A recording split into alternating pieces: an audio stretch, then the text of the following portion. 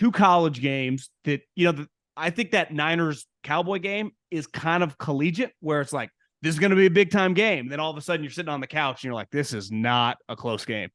And when you look at Oregon and Washington, feels a lot like Niners Cowboys. Like, fuck, this thing's going to be a war zone. The Oregon's 3-point favorite. It's very like an NFL line, historic rivals, geographical rivals, conference rivals going together now to the Big Ten. Whoever wins this game is going to be on the fast track. I mean, you could argue if Oregon were to win this game, like, you could argue they're the best team in the country. If Washington were to win this game, they're definitely a title contender. I don't know if you'd quite put them one based on their schedule, but it would be very, very impressive. And then USC Notre Dame. I had a couple buddies as the hype started on Hartman that said, based on last year, they had him great. NFL guys had him as a third day guy. And they're like, I'm not going to buy the hype. They're playing nobody. Let's wait till he plays some better teams. And it's been a little bit of a struggle for him. Not that he's a bad player. He made some really nice passes last week, but I definitely, the hype train has slowed down a little bit. And, Marcus Freeman, I would say the better teams they played kind of getting exposed here a little bit.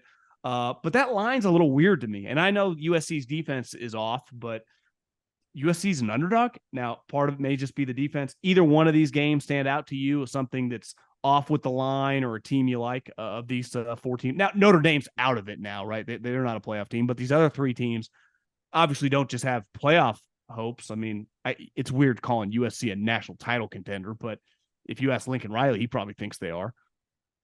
Yeah, I mean, you have Caleb Williams in that offense. If they get, I think that they're at least in the group that could win it potentially. I don't think that they're ultimately going to get there, but and I actually think, I don't know if because the college football playoff, there's the rankings, there's human bias, but I feel like neither, if USC or Oregon or Washington loses this weekend, they shouldn't necessarily be eliminated from the college football playoff, right? It's like an SEC team that loses in the past, like when the SEC is so strong, I don't think necessarily a one loss and a good loss, one loss Pac-12 champion. So say like Oregon loses and then beats Washington again in the Pac-12 championship. I don't think that they should be eliminated. The Pac-12 is arguably the best conference in football this year, but but my question on that, because Oklahoma and Texas is shaping up for that.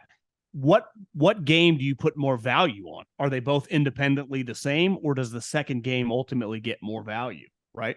Yeah, I mean, I think that you tend to give the second game more value on a neutral field. Depends on if the road team on the first, but the committee always values a conference champion too. And then it's the most recent win, so there's recency bias too. So you're not going to, if the team's split, you're most likely going to take the team that won the conference championship and won the most recent game on a neutral field, all else being equal. But when it comes to these two games, look, Notre Dame, they're a mess. You watch them the past 2 weeks, and it speaks to Ohio State's kind of a mess too, because Notre Dame should have beat them. But they go to Duke. They should have lost to Duke. They get blown out by Louisville. Here's the thing, like, their schedule has been horrible. They haven't had a bye yet. They started off in Ireland. They're going to play their 4th straight big game, 4th straight primetime game, 4th straight game against a ranked opponent. I think it's like a 4th straight primetime game in 4 weeks, first time I think in program history. You saw that last week. There was just fatigue. Like, it's hard to get up. You saw it with Colorado a couple times already this year. It's hard to get up every week like this. So they were fatigued, but the offense, Gerard Parker, I think, is a horrible offensive coordinator, and teams have just started loading the box. That's what Duke, that's what Elko did at Duke, and then that's what Louisville did last week. They just put 9 in the box. Said, try to throw it. We'll press your receivers who are bad and hurt. And Notre Dame has to be able to adjust. And then last week they made this asinine decision to rotate offensive linemen the entire game. I don't know who came up with that, but they said they were rotating, got their guards and centers, and they played 8 offensive linemen total, and they were rotating them in and out, and it led to disastrous results and 5 turnovers. So their offense is a mess right now. The play calling's bad, the wide receivers aren't great, and the teams are loading the box, which was the strength of their team. And Hartman, he only could do so much.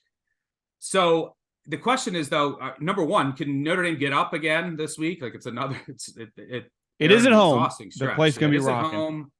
It'll be a good atmosphere. You might get some weather, which would help Notre Dame. And Notre Dame's secondary has been very good. USC's run D has been really bad. I think that some of it, their defense is really bad, but some of it's like they kind of just fuck around with some of these bad teams, and they just can't get stops. Like last year, their D was really bad. They loaded the box and stopped Notre Dame's rushing attack. So I assume they're going to do that here, load the box, and then man up on the outside. So yeah, I kind of like USC as a dog, even though I hate their defense. There's so much wrong with this Notre Dame offense right now. And then you kind of just trust Caleb Williams to get over the finish line. This Notre Dame offense isn't an offense right now that is going to fully exploit the USC defense like some of the teams in the Pac-12, I think, will later on this season. And then in Washington, Oregon should be a really good game. I mean, last year it was... One quick thing, Stuckey, on Notre Dame. I mean, I know he got some positive momentum last year after he lost.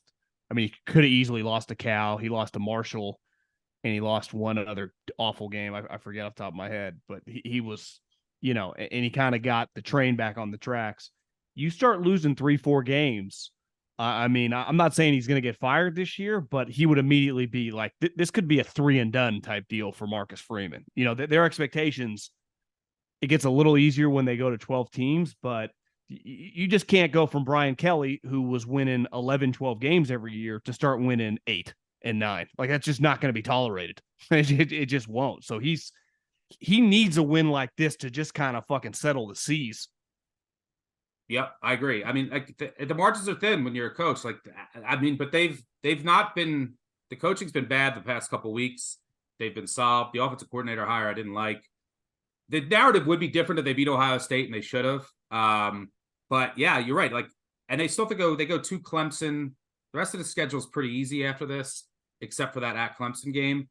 But yeah, if they go 8-4, I think it's then hot seat next year. Yeah, I agree. If they run the table, he's fine. Yeah. And because that would include wins against USC, and Clemson. Yeah. And then you should have beat Ohio State. But yeah, 8-4, like 9-3, I think it's okay. Let's see what we're doing next year. 8-4, it's hot seat time. So yeah, it's a big game for Freeman, for sure. And then in regards to the Washington-Oregon game, last year it was 37-34. Washington won in Eugene. Nix got hurt, and his backup came in, wasn't good towards the end, and then tried to come back. It was an awesome game, back and forth.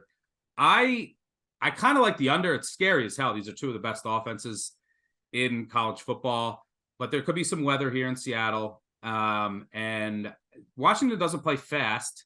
Penix been one of the best quarterbacks in the country. He's got 3 great receivers. We'll see it on the health of Odunze and McMillan, who Odunze got banged up last week. McMillan's been out. I think that they're both probably going to play.